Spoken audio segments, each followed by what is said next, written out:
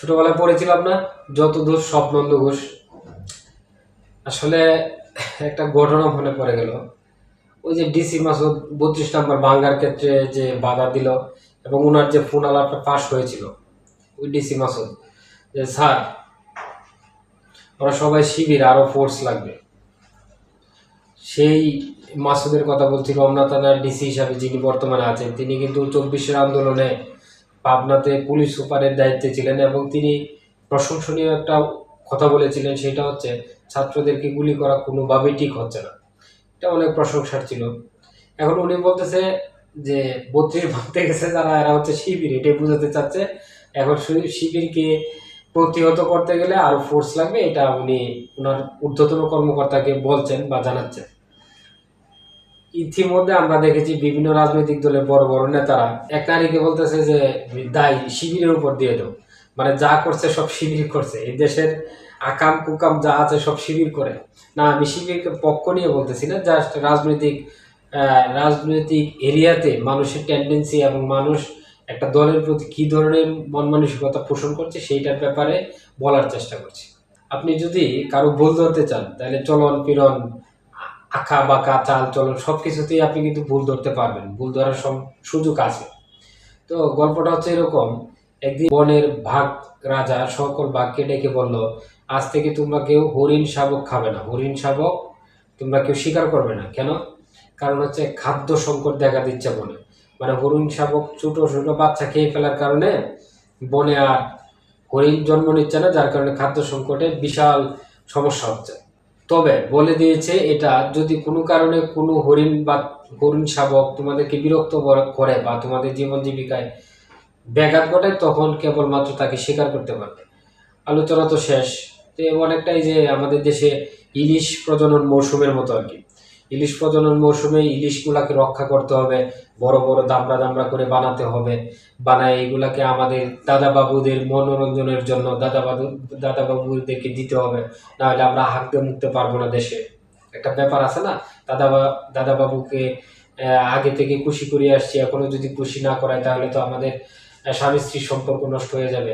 তাই এটা প্রজনন মৌসুম, মানে 1 বছর বাঘদের প্রজনন মৌসুম হচ্ছে হরিণের। তা হরিণ শাবক খাওয়া যাবে না। এখন একটা বাঘ আছে যার নেশাই হচ্ছে কি হরিণের বাচ্চা খাওয়া। আছে না অনেকের যে এরকম নেশা। ওসি প্রদীপ যে মেরিন ড্রাইভে, চট্টগ্রাম মেরিন ড্রাইভে যে আমাদের মেজর সিনহাকে হত্যা করেছে, ওর নেশা হচ্ছে মানুষকে গুলি করে হত্যা করা। আরেকজন ছিলেন না কিছুদিন আগে, যে আন্তর্জাতিক অপরাধ ট্রাইব্যুনালে তাকে ফাঁসির সাজা ঘোষণা করা হয়েছে, যদিও এগুলা এখনো বাস্তবায়ন হয়নি। ওসি প্রদীপ কোন কারণে এখনো উনি বেঁচে আছে জানি না, ফাঁসির রায় এখনো কার্যকর হচ্ছে না। বাংলাদেশে অসংখ্য এরকম ঘটনা আছে, ফাঁসির রায় হয়েছে অথচ কার্যকর হচ্ছে না।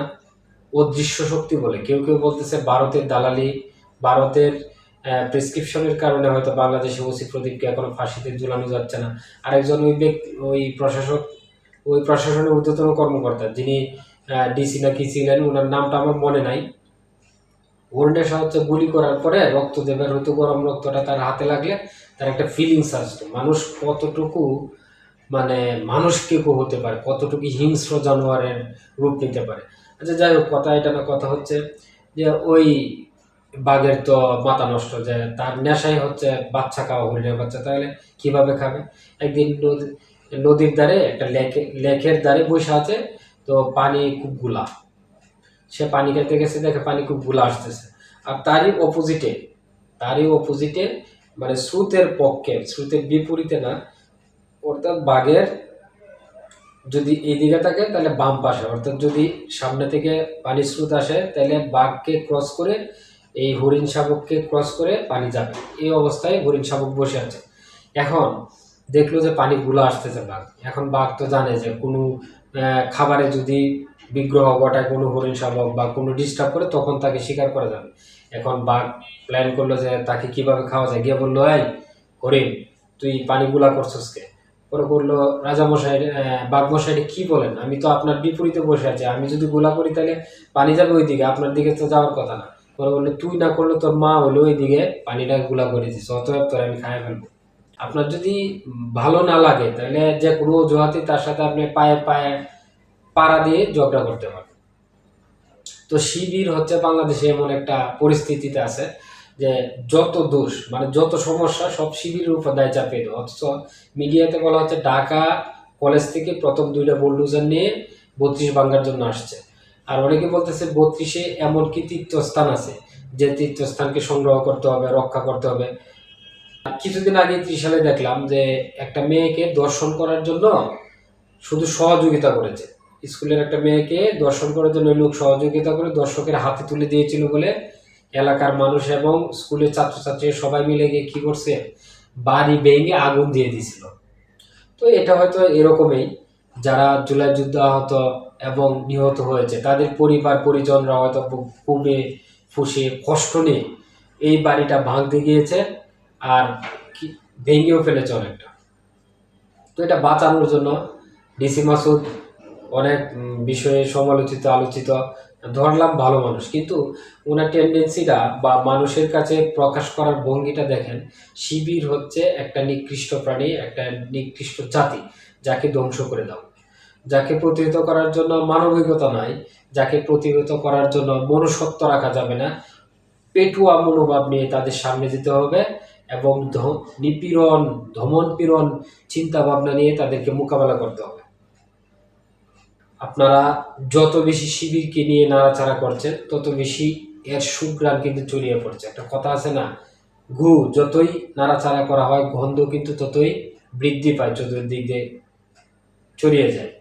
ধরলেন আপনি শিবিরকে এরকম একটা নিকৃষ্ট একটা বস্তু হিসাবে তুলনা করে ওটাকে নাড়াচাড়া করতেছেন, কিন্তু বিশ্বাস করেন এই শিবিরের যে আপনার চোখে নিকৃষ্ট যে বস্তুটা, এটার ভিতরে কিন্তু সুঘ্রাণ।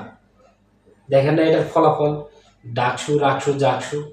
এখন পর্যন্ত ডাকসু রাকসু জাকসুর যে বিতর্কিত ঘটনাগুলো, ওই যে আমাদের চাকমা সর্বমিত্র চাকমার যে ঘটনাগুলো, এটা ওনাকে কিন্তু মানে কলঙ্কিত করার চিন্তা করা হচ্ছে শুধুমাত্র উনি শিবিরের প্যানেল থেকে জয়ী হওয়ার কারণে, অন্যথায় কিন্তু করার কোনো প্রয়োজন ছিল না।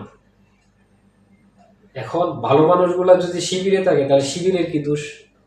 ভালো কাজগুলো যদি শিবির করে তাহলে শিবিরের কি দোষটা? ভালো কর্ম করতে যদি শিবির নির্দেশ দেয় তাহলে শিবিরের অপরাধটা কি?